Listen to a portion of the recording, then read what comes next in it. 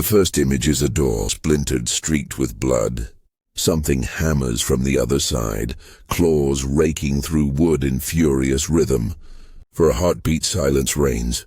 Then, amber eyes ignite in the black gap where the boards are cracking. A whisper like breath against your ear. Every locked door breaks tonight. This is Whispering Narratives, where survival isn't promised and the dark always finds you.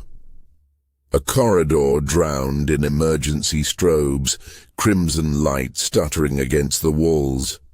At the far end, something moves. Its shadow lengthens. The voice bridges the terror with a warning. It began the moment fear sank its claws in. I never thought my story would begin with something so small. Just a tremor in my hands as I pressed my palms against the bathroom sink. The porcelain cold and slick with sweat dripping from my skin. The mirror reflected a boy I barely recognized, hair plastered to my forehead, eyes bloodshot, lips trembling as if whispering prayers I no longer believed in. Behind me, the window was cracked open, and through it spilled the silver light of the full moon. That light was a weight, a brand, a hand forcing me down into a shape I didn't want to wear. At first, it was only nausea, the sick twist of a stomach refusing food. But then the pulse began, hammering deeper than my chest, deeper than veins. It came from the marrow, an ancient drumbeat rising out of the bones. My reflection blurred. For a moment I thought my vision was failing. But it was my face itself that wavered, skin twitching, jawline flexing beneath. A crack echoed, not from the mirror but from my spine. I collapsed against the sink. My teeth rattled against each other as another sound followed, wet, visceral. Wrong. My fingers stretched across porcelain as if they were not mine, nails lengthening, tearing flesh at the edges. Blood ran in rivulets, pain seared me open, and yet I couldn't scream, because part of me feared the sound that would come out wouldn't belong to a human voice anymore. The window rattled in the wind, and with it came scents I had never noticed before. The metallic tang of rust from the pipes, the faint perfume of soil wet from last night's rain. The musk of something alive crouched in the alley. Every smell was sharp, dangerous, intoxicating. I closed my eyes, desperate to hold myself together. This was the initiation. The first howl had marked me, whether I wanted it or not. There are moments you can lie to yourself, but the body tells its truths in blood and pain. I crawled away from the sink, glass from the shattered mirror biting into my knees. My chest heaved with sobs that came out half growl, half cry. The tile floor was cold. And yet fire burned inside every vein, a furnace I couldn't douse. I wanted to confess, to speak to someone, to cry out for my mother, my friends, anyone who could anchor me back to humanity, but who would believe me, who would sit beside me as my bones cracked one by one, as my skin split to let another creature through. The only witness was the night itself, and the night does not absolve, it only watches hungry. I pressed my forehead to the floor, and words tumbled out, incoherent prayers. Not to God, not to any saint. I prayed to the boy I used to be, begged him not to let go. The answer came in a low rumble from my own chest. It was not language, but it was understanding. The beast inside had heard the confession, and it did not care. The air shimmered, shadows bending at the edges of my vision.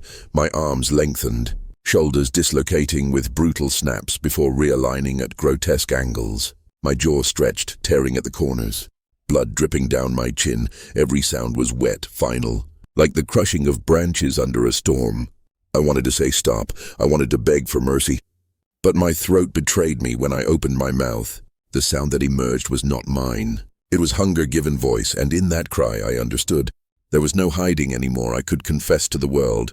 But the world already knew the curse was older than me, older than my bloodline, and it demanded its tithe. The room narrowed to a single red-lit tunnel where every heartbeat detonated like a flare. I clawed my way toward the door, leaving streaks of blood that steamed against the cold tile.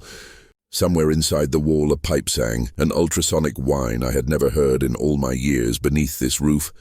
The noise scraped my skull, a razor dragged across the soft places, and the beast shoved forward to silence it. My forearms bulged, tendons tightening like cables drawn through steel pulleys, skin fought to hold. Then surrendered in a trembling seam that parted from wrist to elbow. Black crescents slid free where nails had been. The pain blew me open, and then in a wicked, treacherous turn, It lifted me as if pain itself were a tide that could carry a body to shore. I staggered up on joints that no longer honored the old geometry. The floor seemed too close, the ceiling too low. My knees bent backward just long enough to make a new path, then locked into a heavier angle. Every movement wrote a new alphabet down my bones. I could feel the old letters burning away. Boy, son, friend, they peeled like labels soaked in solvent.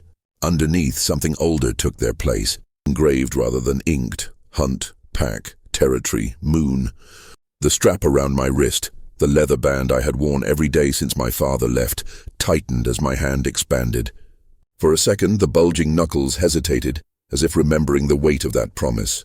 Then the strap snapped with a noise as small and absolute as a knife point breaking. I should have mourned instead. An animal satisfaction lapped at me. I had outgrown a shackle.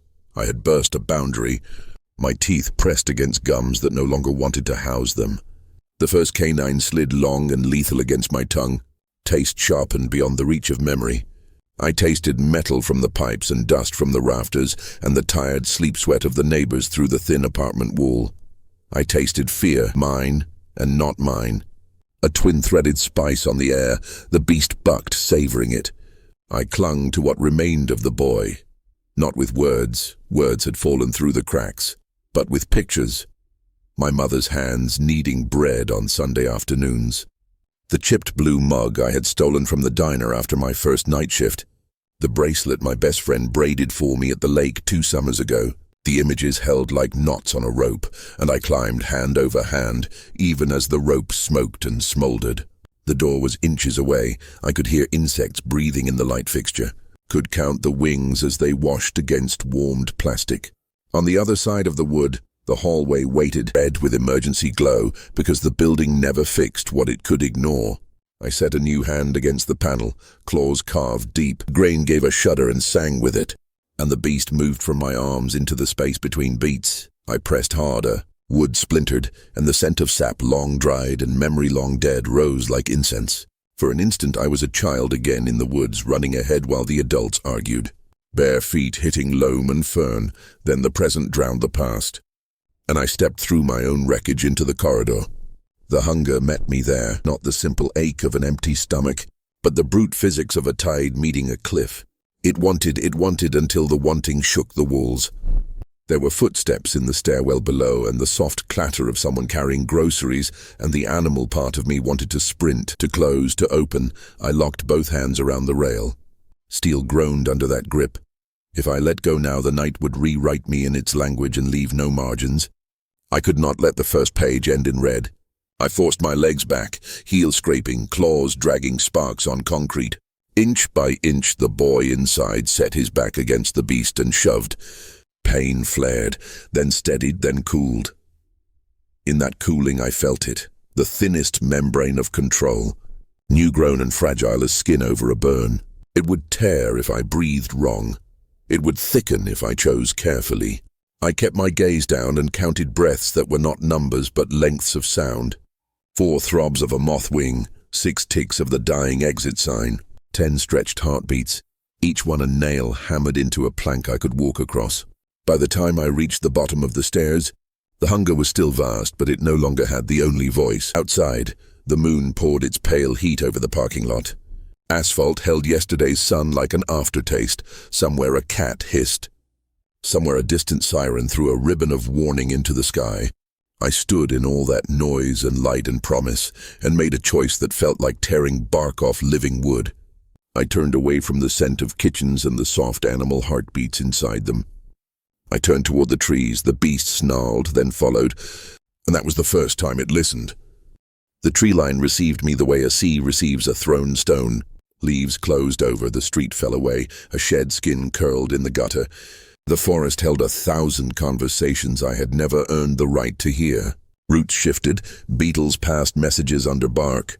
A fox stitched the undergrowth with careful feet. I saw their paths like lines of heat and probability. Learned the grammar of motion in a single inhale. I ran because there was nothing else left to do with lungs this full. The run was not escape, it was translation. The body found a velocity that made sense. Branches knifed across my back. Their scratches wrote temporary prophecies that stung, then faded. My shoulders rolled into a gait both alien and older than shame. Pause, there, admit it. Pause took the earth's measure and approved. With each stride, the fear thinned into a thread you could floss from your teeth. I kept one end wrapped around my wrist like a tether. Let go of it and you are gone, said some sensible animal who had once been a boy.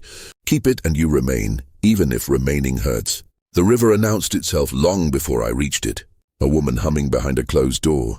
When I broke the tree line, it lay pale and cold, scudding around rocks that had not moved since my grandparents walked by with lanterns. I plunged in without permission from any human part of me. Water struck muscle like glass breaking, and then blessed me with its particular silence. The current taught my new limbs their limits. The beast loved the drag, the push, the sweet shock of something larger than even hunger. When I clambered out, I shook myself without thinking, and 100 silver beads flew into moonlight and vanished. A rustle in the ferns snapped all sensation to a point. The deer stood not 20 paces away. As if sculpted there by the moon, its ears rotated toward me, twin satellites tracking a storm. The blast of scent hit, warm hide, sweet stomach, the peppermint tang of crushed plants on a muzzle, and I felt the hunger rush through my scaffolding like a river, knocking a bridge loose. I did not move. Everything inside begged to lunge. My mouth filled with the memory of meat I had never eaten. Muscles flexed in preparation for a leap I could see before I chose it. But the river still sang on my skin, pain and memory and that 10-nail bridge of breath held. I put both hands into the earth and let my claws sink until I felt cold rock. I stayed. The beast snarled hard enough to tear the air. I stayed anyway. The deer watched. Something flickered in that dark eye that made sense only now. It had always lived with its own version of this tremor, its own calendar of dread. It knew how to survive a shape not made for safety. It lifted its head, the night hinged, it bounded away, white flag flashing, throat unbroken. The hunger clawed uselessly at the cage of my ribs, then sulked. Into its sulk crept a new feeling so fierce it made my eyes sting in a face just learning the art of tears. Pride, not the cheap kind that marches. The quiet pride of a rope that holds under weight, of a knot that does not slip when the world tugs. The forest noticed the difference. Owls resumed business. Somewhere downstream a raccoon cursed a rock. The beast lay down for one heartbeat. Two, then rolled to its feet, muttering. I understood the mutter without words. The night was long. There would be other tests. When I turned back through the trees, I chose a path that crossed no nests and brushed no low huddles of sleeping birds. The control was not perfect. It was a candle in a place that wanted wind, but wind, too, can be read and answered. I kept walking. By the time the trees parted again, the moon had climbed to a height that stripped detail from the world and left it in bones. The houses below looked like matched teeth in a jaw. Beyond them, the hill hunched in its old habit. On its crown stood the ruin that had haunted my street since the maps were drawn in charcoal. The foundation of a long-burned lodge, ringed by stone stools and a cracked slate well. The town said teenagers went there to be careless. The older men said it was a bad place that remembered. Both were true. I climbed because something in my new stride craved circles. The stones waited with the patience of ice. When I stepped into their company, heat licked my shoulders and spine, not moon heat, memory. Stored in rock the way a song is stored in a throat. I was not the first to stand here under this moon with new teeth taught by old laws. The archive woke as I did and offered its little library. Voices not in words moved through me, 1,000 through lines hammered into iron. The long jurisprudence of a curse that had been a pact before it was a punishment. I knelt and set my hands on the nearest stool. The glyphs were barely there. Shallow grooves a human finger might miss in daylight. My new touch found them all. The alphabet was muscle and night and the price of speed. I read the record of a midwife who kept her village through 3 lean winters and paid for it with a throat that could never wear jewelry again. I read a huntsman who held off wolves not of his blood until the snow reddened, and then left his boots at the edge of town so they would know he belonged to 2 roads and they should not follow either unless they wanted their names changed. I read a woman who walked here from the next valley in a year with no moon at all, scratching at her own arms until they bled because the beast would not come, and the quiet was louder than any howl. I added my marks without ceremony. claws cannot help but write. I pressed them into slate until pebbled dust rose, and with each score I made a ledger where the boy and the beast could both sign. No prey taken this night, no neighbor harmed, no door battered through where children slept. The ledger did not promise safety, it promised witness. Witness is not enough when blood runs, said the part of me that had counted moth wing beats and held the deer's eye. But witness is a start. Something shifted beneath the well cover. The sound was gentle, as if a rat turned in sleep. I lifted the circle of slate and leaned over. The smell that came up was not rot or damp, but the old metal sweetness of names said aloud. The well-held water specked with stars, and behind the water, a face I would have called mine, if mine had ever held this steadiness. The boy and the beast stood together in the circle's reflection. The longer I looked, the less they seemed two, and the more they resembled a single figure seen from different distances. Wind climbed the hill, banging shutters in the town below. My new ears, separated each house by timber, could have drawn a map from that orchestra. I closed the well, left the slate with its fresh grooves, and stood among the stones until the little tremors in my legs stopped testifying. When I walked down, I carried the hill with me the way a spine carries a secret. The night makes its promises in segments. First, the hour you think you will survive, then the hour that reminds you survival is a practice, not an outcome. Streets received me in their old order, but the old order had new edges. Every porch step creaked a particular key. Every sprinkler head hissed a known syllable far off. A train wrote its line through the county, and I could hear where the tracks needed work. The world had always been this way, and I had been walking through it asleep. As I passed the playground, the metal smelled of 1,000 palms. The slide ticked as it gave back the day's heat in little bites. My body wanted to climb and fly and land with a noise that would wake every dog within 3 blocks. I forced a slower path. A figure 8 carved through mulch, as if I were salting a ritual with footsteps. The beast followed, insulted, then curious.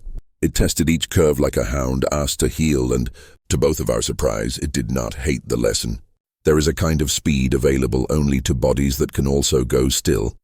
I learned that under rusted monkey bars while the moon made a bright blind above. A scent reached across the asphalt, cut through the iron filings and pollen and old gum. Smoke braided with something sweeter. I turned toward it without permission. The laundromat's back door stood open to let heat out into an alley where the dumpsters wore the city's scars. Beyond the glow, 2 figures hunched against brick, laughter escaping in little storms. A third sat on the steps, head in hands.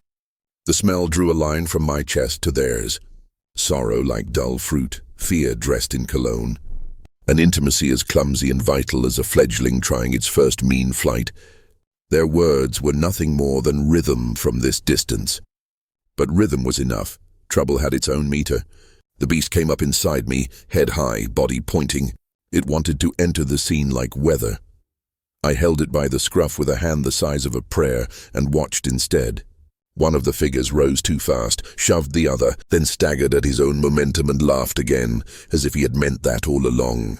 I knew this dance. I had done it in smaller terms, talking too loudly to cover a bruise no one could see. The third figure did not look up. The night peeled back for a moment and showed me her face from the angle of her breath. She was a girl from my school, the one who sat 2 rows over and bit her lip when she worked the hard problems. She'd cried in the bathroom last week, and I'd pretended I could not hear it over the hand dryer. The beast wanted to punish, I wanted to help. Neither of those desires would be clean if I entered as a shadow, with knives where fingers had been. Control is not just stopping the leap, it is knowing when to break the narrative and when to write a different line. I put my new voice into a register that traveled and carried without tearing, a sound meant for wolves across distance. It said in the grammar of throats and wind that something big watched. Heads snapped up. The 2 standing turned and squinted into the alley's mouth. The girl rose without quite standing, as if pulled, and then a better choice manifested in front of all 3. The open steel door back into light and coin hum and the certainty of human company. They took it. The door slammed and left the dumpsters talking quietly to themselves again. I waited until the machine's vibrations settled back into ordinary. Then I moved on. The beast complained less this time. It had felt the way the sound fit in the world without scaring it into a smaller shape. Not every hunger needs meat. Some need only the acknowledgement that they exist and can be led. I followed the county road until it became dark shoulder, and then field, and then ditch. The moon began its long tilt toward west. I read the ditch like a memoir. Bottle caps, a glove dropped in anger, a talisman made of nothing that had worked anyway. Dawn stains the world before it lights it. I felt the stain rising, the temperature shifting at my ears. The birds clearing their throats of night. My body, which had no contract with clocks, recognized a deeper bell. The change had a rhythm. It would not be dictated to, but it could be courted. I turned toward home because that was the story I wanted to still be true when the light took away the night's camouflage. I walked with enough softness to avoid the sleeping dog under the neighbor's hedge and enough certainty to claim the sidewalk as mine. The apartment door gaped as I had left it, wood torn and hanging like a mouth after a fight. I stepped inside, and the smell of my own fear from hours ago hit me like an old letter returned by the post office. The bathroom mirror lay in sugar across the tile. The sink had a crack down its face that would widen with every season. The window still bled moon, but the bleeding slowed. I set my hands, claws that were already considering their retreat, on the sink's rim and watched morning find the boy beneath the thing that had worn him. Change is not reversal. Bones do not unsnap. They choose another arithmetic. The jaw shortened not into what it had been, but to what it could be, and still remember both pronunciations of a word like hunger. Hair withdrew to the borders, learned human law again with reluctance. The claws shrank last, then paused as if asking for a final order. I pressed each one to the porcelain that had held me when I thought I would drown. It counted them. It kept their shapes. Then they slid back through skin with the careful pressure of a needle, going where it must for a cure. I bent over the sink and drank from my hands because the pipes would not trust me. Water tasted like a treaty sealed on a rainy field. When I raised my head, the eyes in the mirror held amber deeper than any brown I had worn before. A thin ring, a quiet inheritance. I let it stay. Weight moved behind me. Not footsteps, not the cat I didn't own. The presence came the way heat does through a wall. I turned slowly. The hallway filled with a silhouette I should have named as terror without delay. Size spoke first, then the way it held that size, like a story that had never needed to be embellished.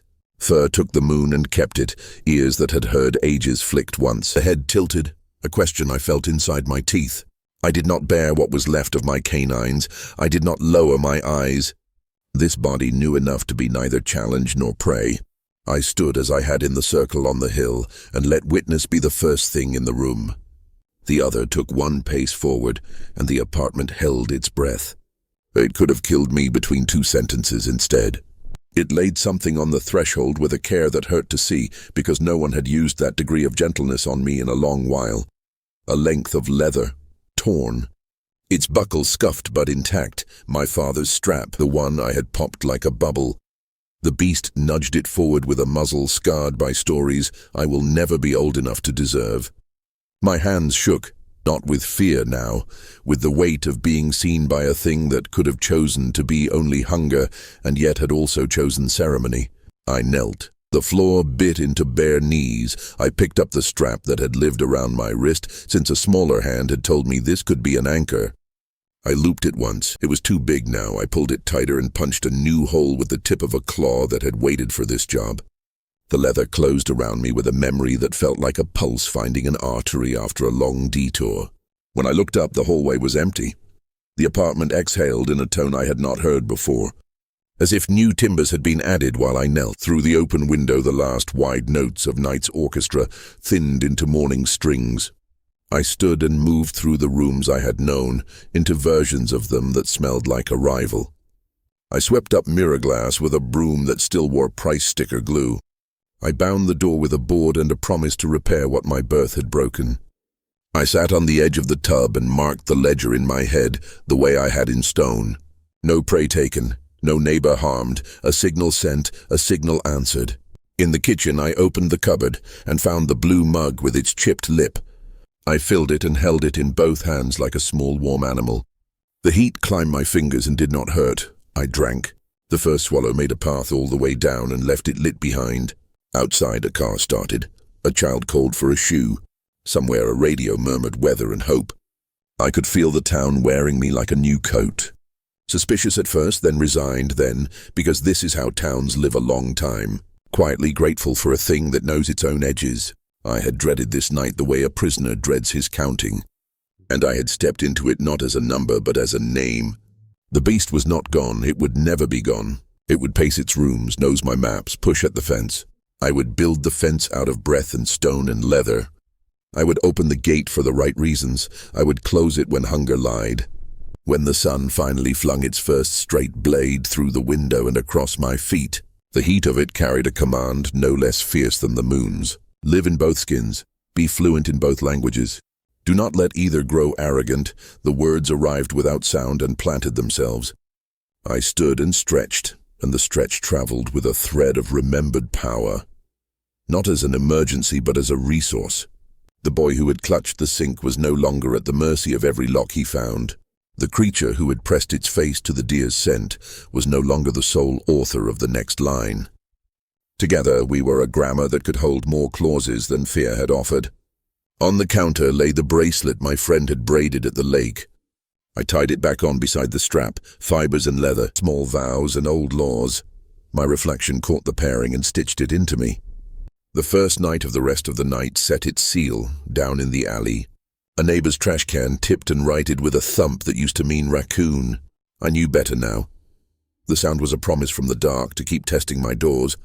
Every locked door breaks tonight had been the voice that drove my dread. I answered it now with the only sentence that mattered.